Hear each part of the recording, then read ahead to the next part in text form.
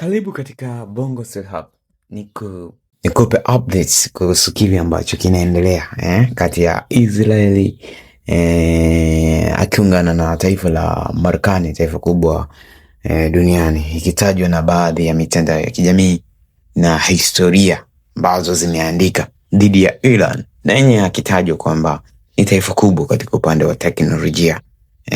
Sasa hebu tutazame endapo vita ya tatu ya dunia ikitokea, endapo ikatokea. Hapa hatuombei ama kwamba tunatarajia kwa wale ambao wazee wa jamvi ama wazee wa kubeti ama wawekezaji wasitegemee sana kwamba huenda ikatokea vita ya tatu ya dunia. Lakini sasa ikatokea pakawepo na vita ya tatu ya dunia, nini tunapaswa kufanya? Wale wote ambao tuko mbali na hayo maeneo ama wapo karibu na hayo maeneo. Sasa endapo ikitokea vita ya tatu ya dunia, hakuna sehemu inaweza kuitwa kuwa salama kwa 100%, kwa sababu vita vya kisasa vinaweza kuhusisha makombora masafa marefu, ndege, silaha za nyuklia na vita vya mtandao. Lakini hata hivyo, wataalamu wa masuala ya usalama wa kimataifa mara nyingi hutaja maeneo ambayo yanaweza kuwa salama zaidi, kwa sababu hayahusiki sana na migogoro mikubwa ya kijeshi au hayana vituo vikubwa vya kijeshi. Maeneo yaliyo mbali na migogoro mikubwa ni kama ifuatavyo: taifa la New Zealand, Iceland, Chile, Argentina ni nchi ambazo ziko mbali na maeneo yenye mvutano mkubwa kama Mashariki ya Kati, Ulaya, Marekani au Asia Mashariki. Lakini pia mataifa ambayo upande wote wa vita, kwamba taifa hili linaegemea Iran ama Marekani,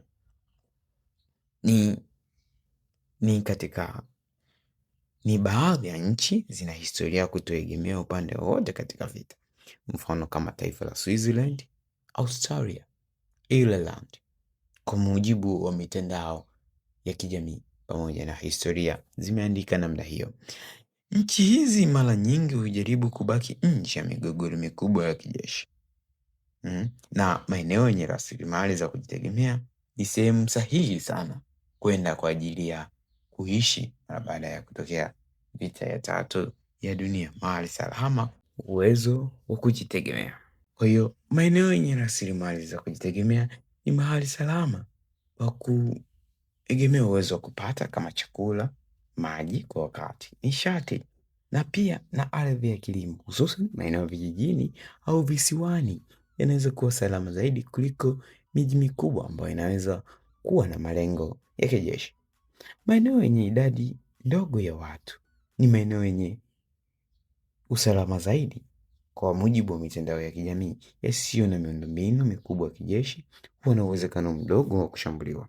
Katika vita kubwa ya dunia, sehemu zinazoweza kuwa salama zaidi ni nchi zilizo mbali na migogoro, zisizo na vituo vikubwa vya kijeshi na zenye uwezo wa kujitegemea kama chakula, maji, nishati pamoja na kilimo, yani sehemu ya kilimo.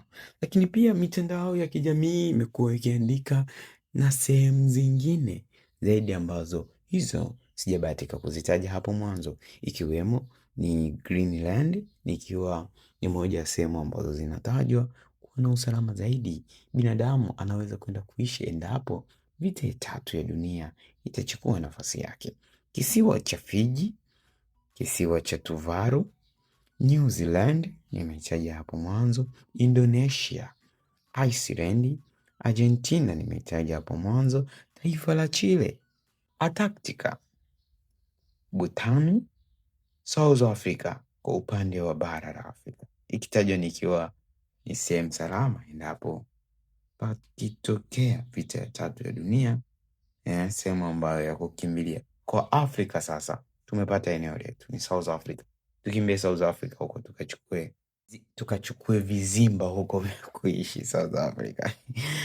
Si kwamba nacheka, ni kwamba jambo ambalo linachekesha, la hasha, ni jambo ambalo linahuzunisha. Kwa hiyo tuendelee kuiombea dunia kwa hayo yote yanayoendelea, na Bongo Hub tutazidi kukusogezea kile ambacho ni muhimu zaidi ambacho hukifahamu na naamini unatamani kukifahamu zaidi. Na hizi ni zile nchi ambazo zitakuwa salama endapo patatokea vita ya tatu ya dunia. Hizi ndio sehemu sahihi pa kukimbilia.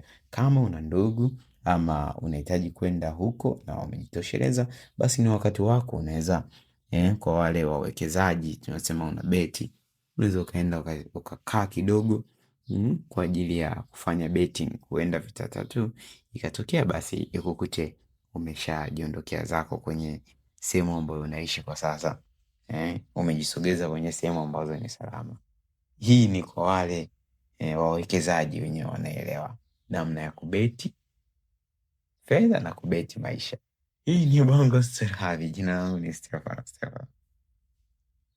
Wewe ni mfanyabiashara? Kama jibu ni ndio, basi habari njema ni hii. Unahitaji biashara yako ionekane na maelfu ya watu kila siku? Na unahitaji njia rahisi ya kuongeza wateja kwa haraka? BongoSource tupo kwa ajili yako. Tunakupa nafasi ya kipekee ya kutangaza biashara yako na bidhaa nyingine mbalimbali kwenye mitandao yetu ya kijamii yenye wafuasi wengi na ushawishi mkubwa mtandaoni. Kupitia BongoSource, fikia wateja wengi mtandaoni. Tangaza nasi kwa bei nafuu na matokeo utayaona kwa haraka. Wewe mfanyabiashara, pata nafasi ya kuonekana na kufahamika zaidi na biashara yako kukua na kupata wateja wengi mtandaoni. Jiunge na familia ya BongoSource leo na uongeze wateja wengi kwenye biashara yako. Wasiliana nasi kwa namba ya simu 0747692064, barua pepe alphatizben@gmail.com. BongoSource, sisi ndio wakombozi wa biashara yako. Karibu tukuhudumie na tukuongezee wateja rukuki.